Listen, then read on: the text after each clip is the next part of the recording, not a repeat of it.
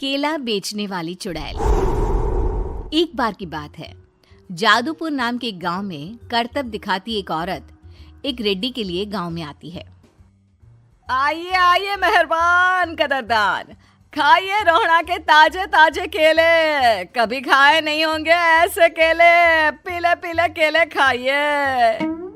ये कहकर रोहड़ा हाथों में 4 केले लिए उन्हें सर्कल में जोर जोर से हवा में उछालती हुई करतब दिखाती है, जिसे देखकर आसपास के सारे बच्चे अपने अपने मम्मी पापा से उस औरत के पास जाने की जिद करने लग जाते हैं। पापा, ऐसा तो सर्कस में बॉल से होता है ना, ये आंटी तो केले से कर रही है। चलिए ना पापा, देखते हैं। रोहड़ा एक पतली सी तार पर चलती हुई केलों से करतब दिखाती है। आते जाते सभी लोग बाहर रुककर उसके करतब देखते हैं और वाह वाही करते नहीं थकते। जैसे ही एक आदमी पास आकर उसे पैसे देने लग जाता है, तब वो कहती है, अरे नहीं नहीं साहब, मैं करतब तो बच्चों के मन को बहलाने के लिए करती हूँ। धंधा तो मेरा केले का है। पीछे देखो मेरी रिड्डी, जो भी मेरे केले खाएगा मेरी तरह चुस्त दुरुस्त और तंदुरुस्त हो जाएगा। पता चलता है क्या कि मेरी उम्र 55 की है। अरे पर ऐसे ठंड के मौसम में कोई केला क्यों खाएगा? ये ऐसे वैसे केले नहीं है साहब, ये शरीर में गर्मी देते हैं। ठंड को दूर भगाए जो भी रोहिणा के केले खाए। पापा, अगर मुझे केले नहीं मिले तो मैं घर नहीं जाऊंगी। तभी उसके पापा कहते हैं कि बेटा, केले ठंड में कभी गर्मी नहीं देते। ये सब कहने की बातें हैं, सामान बेचने का तरीका है इनका। पर पिंकी नहीं मानती।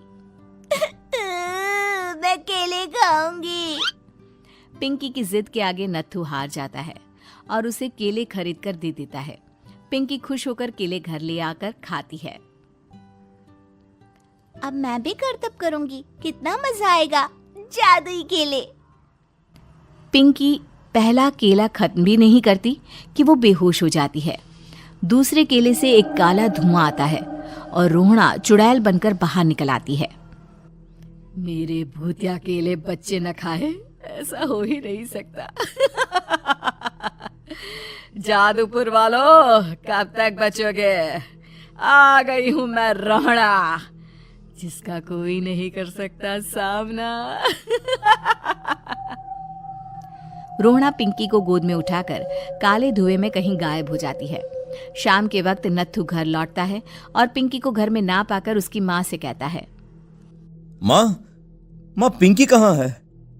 अरे बेटा, उसे तो तू सुबह करतब दिखाने ले गया था ना, फिर कहाँ वापस आए तुम दोनों? मुझे लगा तू उसे अपने साथ मंडी ले गया होगा। हे भगवान, मेरी बच्ची कहाँ गई? मैं उसे घर ही तो छोड़कर गया था माँ। नत्थू गांव के घर कोने में अपनी बेटी को ढूंढता है, पर उसे वो कहीं नहीं मिलती। परेशान होकर आखिर रो रो कर नत्थू हिम्मत हार कर घर लौट आता है। अगली सुबह रोहड़ा फिर से करतब दिखाने आती है और इस बार पिंकी की तरह रोनी केले खरीद लेता है। 50 रुपए दिए थे पापा ने, सारे पैसों की मैंने केले खरीद लिए हैं। अब मैं भी आंटी की तरह ही करतबबाज बन जाऊंगा। यही सोचते हुए रोनी केले खाता है और पहला अकेला केला आधा खत्म भी नहीं करता कि चुड़ैल उसके सामने आ जाती है। मेरे साथ चलने का समय आ गया है रोनी। ये तो बस शुरुआत है। अब इस गांव के सारे बच्चे धीरे धीरे मेरे कब्जे में होंगे, एक बच्चा भी नहीं बचेगा। ये कहकर रोनी को गोद में लेकर काले धुएं में अदृश्य हो जाती है। इसके बाद हर रोज गांव में से कोई ना कोई बच्चा गायब होता, पर ऐसा क्यों हो रहा है किसी को भी समझ में नहीं आ पा रहा था। रोज की तरह अपनी बेटी पिंकी की तलाश में नत्थू गांव के एक तालाब के पास बैठा रो रहा था। कहाँ गई मेरी पिंकी? शकुंतला के जाने के बाद एक वही तो मेरा सहारा थी। अरे उसकी आत्मा कोस रही होगी मुझे कि मैं अपनी बच्ची को संभाल भी नहीं पाया। नत्थू ये कहता हुआ रो ही रहा था कि तभी तालाब में से उसे शकुंतला की आवाज सुनाई देती है। कहाँ थी तुम शकुंतला? हमारी बच्ची और सारे गायब हुए बच्चे रोहड़ा के कब्जे में हैं। वो बच्चों को जो केले देती है उससे बच्चे बेहोश हो जाते हैं और उसके कब्जे में आ जाते हैं और वो उन्हें ले जाकर काली दुनिया में ले जाती है। पर वो ऐसा क्यों कर रही है? ये मैं नहीं जानती, पर उस दुनिया का रास्ता मैं आपको बता सकती हूँ। जहां ये नदी खत्म होती है वहां एक केले का पेड़ है, उसके नीचे एक दरवाजा है, वहीं से रास्ता जाता है उस दुनिया का। ये कहकर शकुंतला की आत्मा गायब हो जाती है। गांव के सभी लोग झुंड बनाकर उसी रास्ते से काली दुनिया में चले जाते हैं और वहां देखते हैं कि सारे बच्चे वहां काम कर रहे थे। पापा मुझे ले चलो यहाँ से। पापा पापा। सभी बच्चे अपने मम्मी पापा से लिपट जाते हैं। तो तुम लोग यहाँ तक आ गए? क्यों हमारे बच्चों को पकड़ लिया तूने? तुझे शिकार ही बनाना है तो ले, हम सब आ गए हैं, हमें खा ले। नहीं, मुझे बच्चे चाहिए। मेरे बच्चे के बदले तुम लोगों के बच्चे। क्या मतलब? मैं इसी गांव में रहने वाली एक औरत थी। केले की चोरी के इल्जाम में मेरे बेटे को गांव वालों ने इतना मारा कि वो मर गया।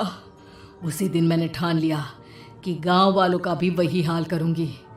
कुछ दिन बाद बेटे के चले जाने के दुख में मैं भी मर गई और मेरी भटकती आत्मा एक चुड़ैल बन गई। और फिर मैंने बदला लिया तुम सबके बच्चे छीनकर। बर्दाश्त नहीं कर पाए ना? सोचो मुझ पर क्या बीती होगी। हमें माफ कर दो रोना। पता नहीं ये किसकी गलती थी, पर हम सभी माफी मांगते हैं। हमारी खुशियां लौटा दो, तुम भी तो एक माँ हो। गांव वालों की बात सुनकर रोना का मन पिघल जाता है और वो बच्चों को छोड़ देती है। उसके बाद काली दुनिया बच्चों के लिए जादुई दुनिया बन जाती है। अब कोई भी कभी भी वहां आ जा सकता था।